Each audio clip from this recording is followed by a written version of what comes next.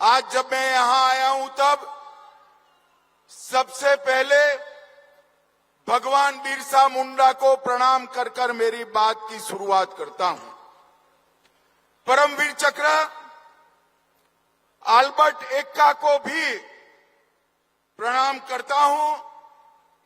इसी भूमि के नौनिहाल ने देश की रक्षा के लिए अपना सर्वोच्च बलिदान दिया।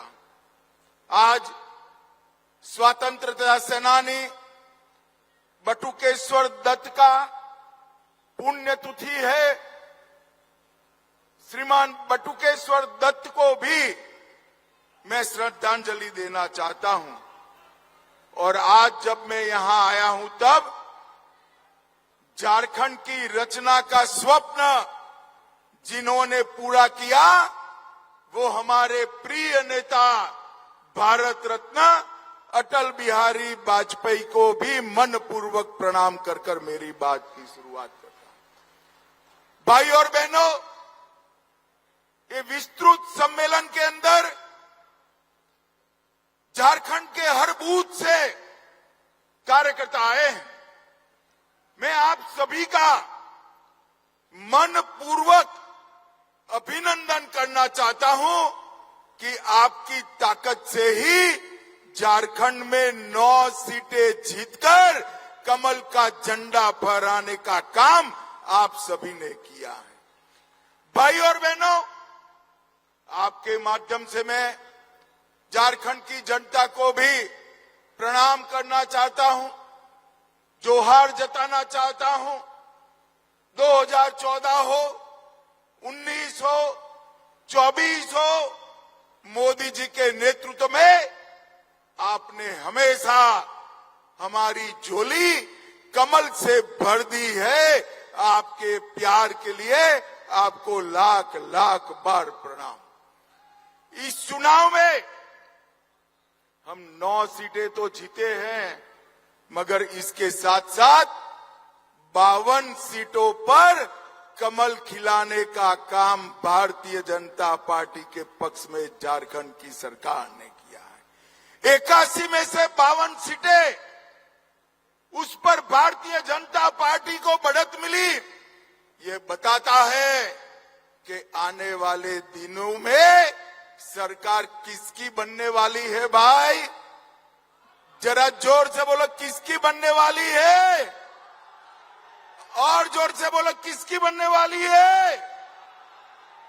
मैं आज बताकर जाता हूं, कांग्रेस वालों, हेमंत सोरेन जी लिख कर रख लो, दीवार पर लिखा हुआ मैं पढ़ पाता हूं। झारखंड में 24 के चुनाव में पूर्ण बहुमत से भारतीय जनता पार्टी की सरकार बनने जा रही है। भाई और बहनों, अभी अभी के लोकसभा चुनाव में न केवल झारखंड, देश भर की जनता ने भारतीय जनता पार्टी का प्रचंड समर्थन किया है। 60 साल के बाद इस देश के लोकतांत्रिक इतिहास में किसी एक नेता को तीसरी बार प्रधानमंत्री चुनने का काम देश की जनता ने किया। वो नेता का नाम है हमारे प्रिय नेता नरेंद्र मोदी जी। नरेंद्र मोदी 2014, 19 और 24 मोदी जी को लगातार 3 बार प्रधानमंत्री बनने का इस देश की जनता ने सौभाग्य दिया है। भाइयों बहनों, मगर मैं आज एक अजीब बात करने आया हूं। कई बार देखते हैं लोकतंत्र में विजय के बाद अहंकार आता है, विजय के बाद कई लोगों में अहंकार आता है। झारखंड में भी अभी ऐसे लोग बैठे हैं सत्ता पर, विजय के बाद अहंकारी हो जाते, परंतु पराजय के बाद अहंकार आया हो ऐसा मैं पहली बार देख रहा हूं। भाइयों बताओ मुझे जरा, सरकार देश में किसकी बनी? अरे जोर से बोलो, किसकी बनी? चुनाव कौन जीता? और अहंकार कांग्रेस पार्टी को आया है। संसद में आपने देखा होगा राहुल गांधी जी का कार्यकलाप, इतना अहंकार कोई 2/3 बहुमत से जीतने के बाद भी नहीं पालता है।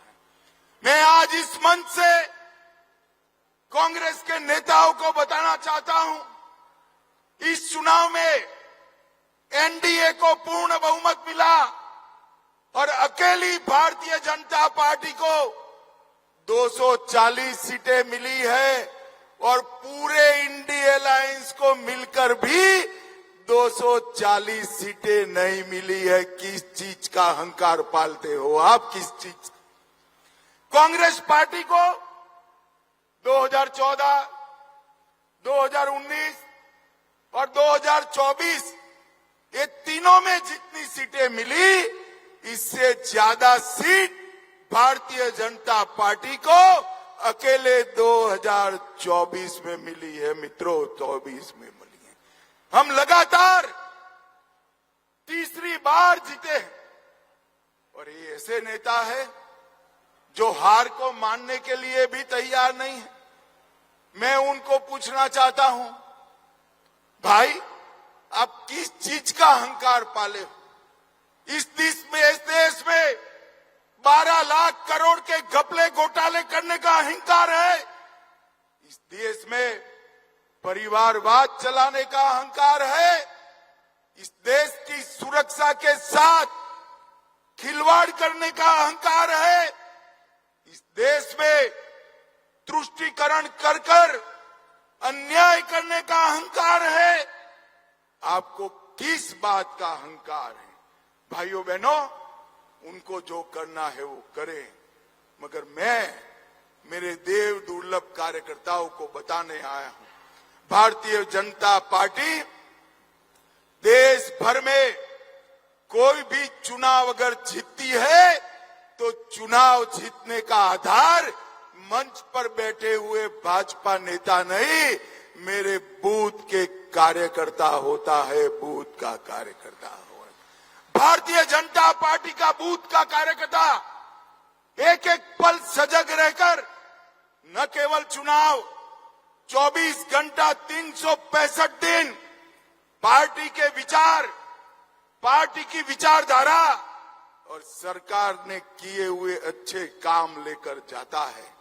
और भाइयों बहनों, मैं आपको भरोसा करने आया हूं, भरोसा देने आया हूं। हमारी मोदी सरकार हो, चाहे बाबूलाल जी की सरकार हो, रघुवर दास की सरकार हो या अर्जुन मुंडा की सरकार हो, भाजपा सरकार ने कुछ ऐसा नहीं किया जिससे आपको सर झुकाना पड़े। भारतीय जनता पार्टी की सरकारों ने हमेशा आप सीना तान कर सर ऊंचा रखकर झारखंड की जनता के बीच में जा पाओ, इस प्रकार से शासन किया है। मैं आज आपको बताने आया हूं, नरेंद्र मोदी जी के नेतृत्व में देश के 60 करोड़ गरीबों को हर व्यक्ति प्रतिमाह 5 किलो अनाज मुफ्त देने का काम किसी ने नहीं किया, नरेंद्र मोदी ने किया। 13 करोड़ गरीबों के घर में गैस का सिलेंडर किसी ने नहीं दिया, नरेंद्र मोदी ने दिया। 14 करोड़ शौचालय किसी ने नहीं बनाए, नरेंद्र मोदी जी ने बनाए। हर घर में बिजली, 3 करोड़ आवास और 5 लाख तक का मुफ्त इलाज किसी ने नहीं दिया, नरेंद्र मोदी ने दिया। और मित्रों, आज मैं कहता हूं, झारखंड में आया हूं। झारखंड ये हमेशा से नक्सलवाद से पीड़ित राज्य था, मगर नरेंद्र मोदी जी ने बिहार और झारखंड से 10 साल में नक्सलवाद को समाप्त कर झारखंड को नक्सलवाद से मुक्त राज्य बनाने का काम अगर किसी ने किया तो हमारे नेता नरेंद्र मोदी जी ने किया। भाइयों बहनों, इंडिया अलायंस वाले, जेएमएम वाले और कांग्रेस वाले कहते हैं हमने विकास किया है। मैं आज इनको कहता हूं, हेमंत सोरेन जी, 10 साल कांग्रेस ने केंद्र में शासन किया, 10 साल भाजपा ने किया, हिसाब लेकर आ जाइए। मैं तो भाजपा का हिसाब लेकर आज आया हूं। मैं आज आपके माध्यम से झारखंड की जनता को बताना चाहता हूं कि कांग्रेस के 10 साल के शासन में कांग्रेस ने झारखंड के विकास के लिए सिर्फ 84,000 करोड़ दिया था। कितना रुपया दिया था भाई? मैं फिर से कहता हूं 84,000 करोड़। जरा जोर से बोलिए, कितना? 10 साल में कांग्रेस ने 84,000 करोड़ दिया। नरेंद्र मोदी जी ने 84,000 करोड़ के सामने 10 साल में 3,84,000 करोड़ रुपया देने का काम नरेंद्र मोदी जी ने किया। झारखंड का विकास किसी ने किया तो भाजपा ने किया, झारखंड को बनाया तो भाजपा ने।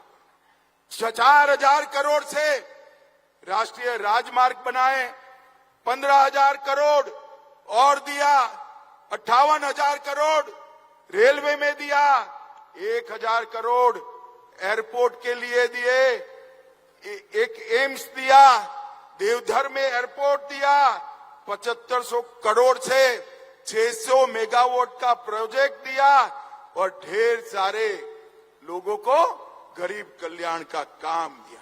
हमने विकास भी दिया है, सुरक्षा भी दी है। और मोदी जी झारखंड को ज्यादा ही तवज्जो देते हैं। आयुष्मान भारत योजना अगर लॉन्च की तो झारखंड से की, मुद्रा योजना अगर लॉन्च की तो झारखंड से की, और पीएम जनमन भी कहीं से लॉन्च की तो धरती आबा भगवान बिरसा मुंडा के गांव से लॉन्च की। और बिरसा मुंडा के गांव में जाने वाले पहले प्रधानमंत्री हमारे नरेंद्र मोदी जी बने। भाई और बहनों, मैं आज झारखंड की जनता को बताने आया हूं, अगर देश भर में सबसे करप्ट अगर कोई सरकार है तो ये झारखंड मुक्ति मोर्चा की।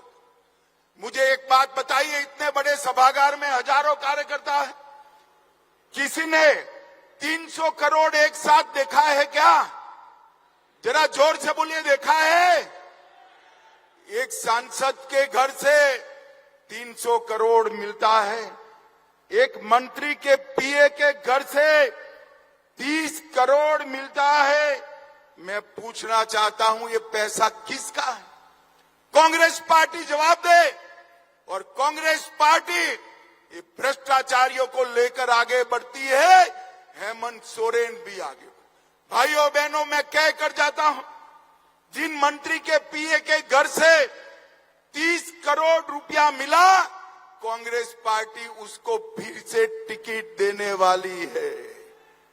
मेरी बात याद रखना, देने वाली है, क्योंकि अगर उसका टिकट काटा तो 30 करोड़ किसका है वो बताने वाले हैं। इसलिए कांग्रेस पार्टी जिनके घर से 30 करोड़ मिला उसको भी टिकट देने वाली। 1,000 करोड़ का मनरेगा घोटाला, 300 करोड़ का जमीन घोटाला, सेना की जमीन का घोटाला, 1,000 करोड़ का खनन घोटाला, 40 करोड़ का शराब घोटाला और हजारों करोड़ का ट्रांसफर पोस्टिंग का घोटाला। एक घोटाला करने वाली सरकार है, ये वादा खिलाफी करने वाली। भारतीय जनता पार्टी एक लिस्ट लेकर वादा खिलाफी की राज्य की जनता के सामने जाने वाली। मेरा आप सबसे अनुरोध है कि आप वो लिस्ट और हमारे विकास के किए हुए काम दोनों लेकर झारखंड के घर घर जाइए और हमारा समर्थन जुटाइए। भाइयों बहनों, एक आदिवासी मुख्यमंत्री आदिवासियों की चिंता करने की बगैर आदिवासियों के क्षेत्र में लैंड जेहाद, लव जेहाद कर भूमि का संतुलन भी बिगाड़ रहे हैं और जनसंख्या का संतुलन भी बिगाड़े। हजारों घुसपैठिए आदिवासी बच्चियों के साथ शादी करते हैं, सर्टिफिकेट प्राप्त करते हैं, भूमि खरीदते हैं और आने वाले दिनों में आदिवासी जनसंख्या घटने वाली है, अब भी घट गई है। बाबूलाल जी ने कहा है वो सही है। देश भर में कहीं आदिवासी जनसंख्या कम हो रही है, केवल और केवल झारखंड में हो रही है। आप भारतीय जनता पार्टी की सरकार बना दो, हम एक जनसंख्या के मामले में एक व्हाइट पेपर लाकर हमारे आदिवासियों की भूमि और जनसंख्या और आरक्षण तीनों हम सुरक्षित करेंगे। मित्रों, जिस प्रकार से घुसपैठ हो रही है, वो घुसपैठ यहाँ के युवाओं की नौकरियों को खा रही है। हमारी आबादी के अंदर घुसपैठिए नौकरी प्राप्त कर रहे हैं और हेमंत सोरेन आंख मूंद कर वोट बैंक बढ़ाने में पड़े। हेमंत सोरेन जी का आदिवासी कल्याण का मतलब है अपने परिवार का कल्याण। अरे हेमंत जी, आपने नहीं किया कल्याण। सबसे पहला आदिवासी मुख्यमंत्री अगर किसी ने दिया तो भारतीय जनता पार्टी ने बाबूलाल जी को बनाने का काम किया। सबसे पहली आदिवासी राष्ट्रपति अगर किसी ने दी तो यही संथाल से भारतीय जनता पार्टी और नरेंद्र मोदी जी ने दी। संथाली भाषा को 8वीं अनुसूची में अटल जी ने डाला और अटल जी ने ही आदिवासी कल्याण मंत्रालय बनाया और झारखंड के हर रेलवे स्टेशन पर संथाली में घोषणा करने का काम हमारे नरेंद्र मोदी जी ने किया। भाइयों बहनों, नरेंद्र मोदी जी ने ओबीसी कल्याण के लिए भी ढेर सारे काम किए हैं। नरेंद्र मोदी जी ने ओबीसी को देश के राष्ट्रीय कक्षा के सभी परीक्षाओं में 27% आरक्षण दिया, पिछड़ा वर्ग आयोग बनाया और पिछड़ों के अधिकार सुरक्षित किए। और सबसे ज्यादा पिछड़े अगर किसी एक प्रधानमंत्री के मंत्रिमंडल में है तो नरेंद्र मोदी जी के मंत्रिमंडल में 27% पिछड़ा रहता है। मोदी जी ने पिछड़ों का कल्याण, दलितों का कल्याण, आदिवासियों का कल्याण, इस मोर्चे पर जो काम किया है वो देश में किसी ने नहीं किया है। और मोदी जी ने सबसे बड़ा काम किया है, देश को सुरक्षित करने का काम किया है। भाइयों बहनों, आज मैं यहां आया हूं तब आप सबसे न केवल भारतीय जनता पार्टी के लिए, आदिवासियों के लिए, पिछड़ों के लिए, समस्त झारखंड की जनता के लिए अपील करने आया हूं। एक घोटालेबाज सरकार को एक बार उखाड़ कर फेंक दीजिए और यहां मोदी जी के नेतृत्व में कमल फूल की सरकार बनाइए। मुझे बताओ जोर से, जरा जोर आवाज से बताना, प्रचंड बहुमत के साथ भाजपा सरकार बनाएंगे क्या? जरा जोर से बोले, बनाएंगे? कांग्रेस जेएमएम की सरकार फेंक देंगे? घर घर जाकर इनका भ्रष्टाचार और वादा खिलाफी बताएंगे? घर घर जाकर मोदी जी का काम बताएंगे? हर बूथ को कमल फूल को जिताने का संकल्प लेंगे? तो मेरे साथ दोनों हाथ उठाइए, दोनों हाथ उठाइए, विजय के विश्वास की मुट्ठी भींचे और प्रचंड आवाज से बोलिए, भारत माता की।